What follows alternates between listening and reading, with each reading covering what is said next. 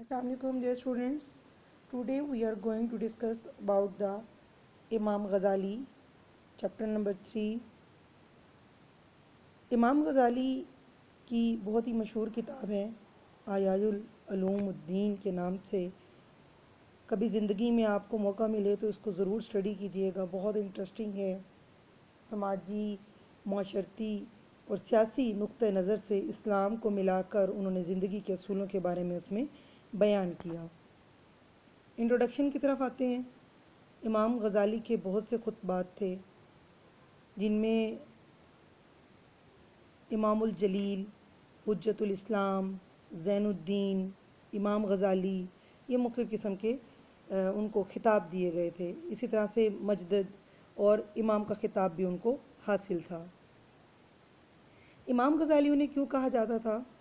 غزالی جو ورڈ ہے یہ غزل سے نکلا ہے اور اس کے یہ عربی کا لفظ ہے. اس کے معنی ہے کاٹنے کے. بیسیکلی ان کے جو والد تھے وہ دھاگے کو کاٹتے تھے اور اس کو پھر بنا کر بھی بیچتے بھی تھے. اسی نسبت سے ان کو امام غزالی بولا جاتا ہے.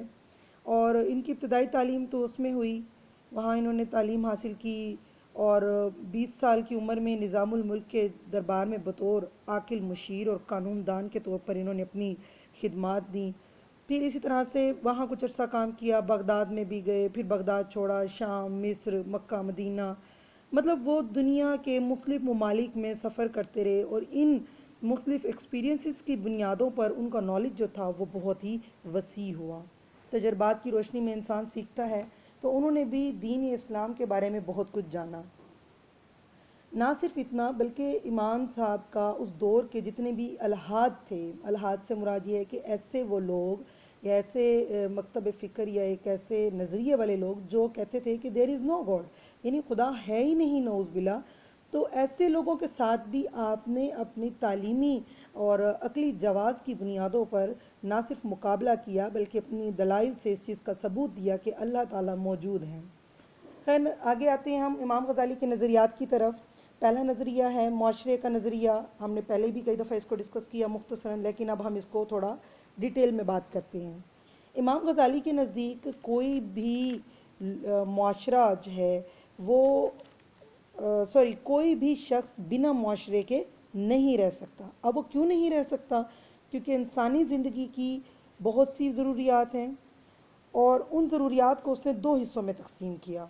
سب سے پہلا حصہ وہ دیتا ہے کہ انسان کی فطرت میں ہے کہ وہ اپنی نسل کی بقا چاہتا ہے اور اپنی نسل کو بڑھانا چاہتا ہے. اس مقصد کے لیے وہ متضاد صنف جو ہے اس کے ساتھ جنسی تعلقات قائم کرتا ہے تاکہ اس کی نسل بڑھتی چلی جائے. اس کے ساتھ جو اس کی دوسری ریزن وہ دیتا ہے کہ انسان معاشرہ مطلب کیوں وجود میں لاتا ہے، تو اس کی دوسری ریزن جو میجر وہ دیتا ہے وہ کہتے ہیں ضروریات زندگی. اب جب ہم ضروریات زندگی کی بات کرتے ہیں اس میں بہت سی بیسک نیڈز ہیں جس میں خوراک ہے، کپڑا ہے، اس طرح کی چیزیں اس میں شامل ہیں. اس کے بنا کیا ہے انسان زندگی نہیں گزار سکتا.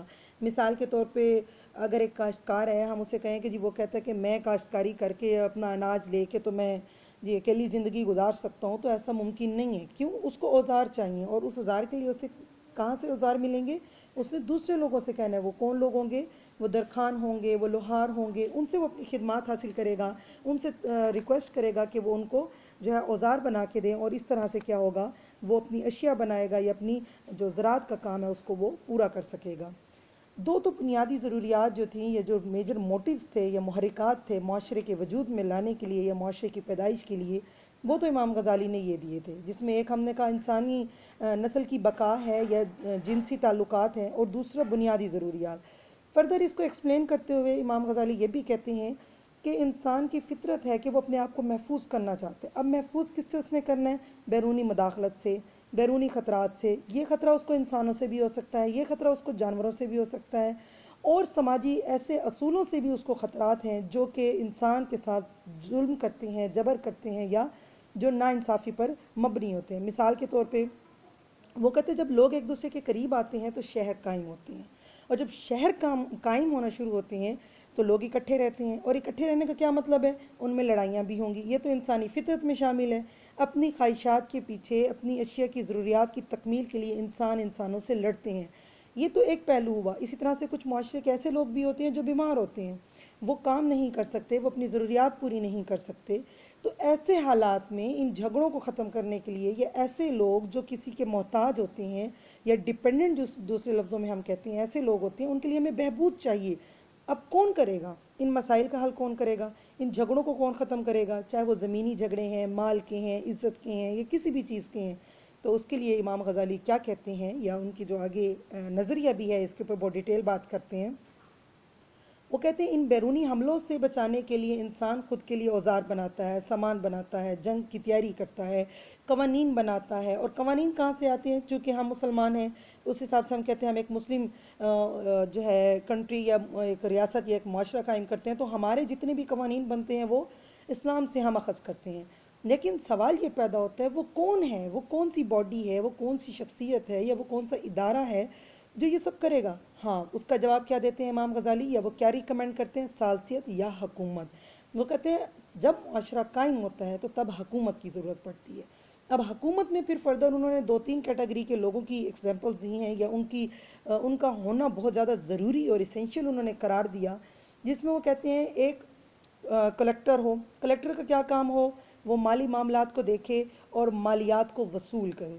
جیسے زمین کے اوپر ہمارے ہاں عشر ہوتا ہے، یا زکوٰۃ کے نام پہ ہم لوگ پیسے لیتے ہیں، پھر اس کو بیت المال میں اکٹھا کیا جاتا ہے، اور پھر اس نظام کو چلانے کے لیے، اس پیسے کو اکٹھا کرنے کے لیے وہ کہتے ہیں کلیکٹر ہونا چاہیے۔ پھر اس مالیے کا تعین یا اس وصول شدہ رقم کا خرچ کس نے کرنا ہے، یا خرچ نہیں بلکہ اس کو محفوظ کس نے کرنا ہے، اس کو اکٹھا کس نے کرنا ہے، اس کے لیے وہ دوسرا شخص کون سا کہتے ہیں؟ خزانچی۔ تیسرے میں وہ کہتے ہیں کہ ایک استاد ہو جو تنخواہ پر ہو، اس کا کیا کام ہو؟ وہ جو منظور شدہ رقم ہے اس کے خرچ کے حوالے سے بیٹھ کے مشاورت کرے اور اس کی منظوری دے۔ اور ان تمام کو کون کنٹرول کرے گا؟ ان تمام کو کنٹرول کرنے کے لیے بادشاہ چاہیے یا امیر چاہیے؟ تو بادشاہ، یہ جو امیر ہوگا، اگر وہ انصاف کے معاملات کو لے کر اس کیٹیگری کے لوگوں کو سلیکٹ کرے گا، تو وہ جو معاشرہ تشکیل میں پایا ہے اس میں زندگی بہت ہی پرامن ہوگی، پرسکون ہوگی۔ نہ صرف پرسکون ہوگی بلکہ دین کو دنیا کی تعلیمات کے ساتھ ملایا جائے گا۔ وہی بات حاکم کی ضرورت کیوں ہے، ابھی ہم نے ڈسکس کیا۔ نیکسٹ پوائنٹ جو ہے، حاکم کی اس لیے ضرورت ہے کیونکہ ہم نے دنیا کے معاملات کو حل کرنا ہے، ہم نے سماجی مسائل کو حل کرنا ہے۔ جب لوگ اکٹھے ہوتے ہیں، معاشرے بناتے ہیں، تو مسائل آتے ہیں، ان مسائل کو حل کرنا، اور اس کو حل کیسے کرنا ہے، کس کی پیروی میں کرنا ہے، وہ ہے اسلام۔ اور پھر اسلام کو مد نظر رکھتے ہوئے جو قوانین بنتے ہیں، یا اسلامی تعلیمات کی بنیادوں پہ ہم جو سیاسی تنظیمیں بناتے ہیں، یہ ساری چیزیں کس کی ذمہ داری ہیں؟ وہ ایک حاکم کی ہیں۔ یہ اسی کی ذمہ داری ہے کہ وہ ملکی مسائل کو، بد نظمیوں کو، جھگڑوں کو ختم کرے، ملک کے اندر قتال کو ختم کرے، یعنی قتل و غارت دوسرے لفظوں میں کہتے ہیں، تاکہ ملک کے اندر کسی قسم کی قحط یا مصنوعی قلت بھی پیدا نہ ہو۔ اسی تھیوری میں آگے وہ امپورٹنس بتا رہے ہیں گروپ کی یا گروہی زندگی کی۔ غزالی نے ارسطو کے پوائنٹ کو لیا تھا کہ مین از اے سوشل اینیمل، یعنی انسان فطری طور پر سماجی حیوان ہے۔ اسی سے وہ بات کرتے ہوئے انہوں نے، جیسے ابھی گزشتہ ہم نے ڈسکشن کی کہ انسان اکٹھے ہوتے ہیں، تعلقات بناتے ہیں، گروہ تشکیل کرتے ہیں، اس سے شہری زندگی ہوتی ہے، اور شہر کون چلاتا ہے؟ پھر حاکم ہوتا ہے، اس کے اندر کچھ اور ادارے ہوتے ہیں جو ان معاملات کو دیکھتے ہیں، بد نظمیوں کو کنٹرول کرتے ہیں، اس کو حکومت انہوں نے دوسرے لفظوں میں کہا۔ وہ کہتے ہیں کہ انسان جب شہر بناتے ہیں تو صنعتی اور تجارتی جو طریقہ کار ہیں اس کو بھی وہ اڈاپٹ کرتا ہے۔ ظاہری سی بات ہے، نئے لوگ جب اکٹھے ہوتے ہیں، ضروریات ان کی بڑھتی ہیں، ان ضروریات کو پہلے چھوٹے پیمانے پر بنایا جاتا تھا، اب صنعتی لیول پہ بنایا جائے گا، چاہے وہ صنعت چھوٹی ہو یا بڑی ہو، اٹ ڈزنٹ میٹر۔ لیکن جب بھی شہری زندگی شروع ہوگی تو صنعت اور تجارت کے بنیادی مراکز بھی ساتھ ساتھ جنم لینا شروع ہو جائیں گے۔ تو انسان کیا ہے؟ محتاج ہے، ایک دوسرے کا محتاج ہے، ہم اپنی ضروریات زندگی پوری نہیں کر سکتے۔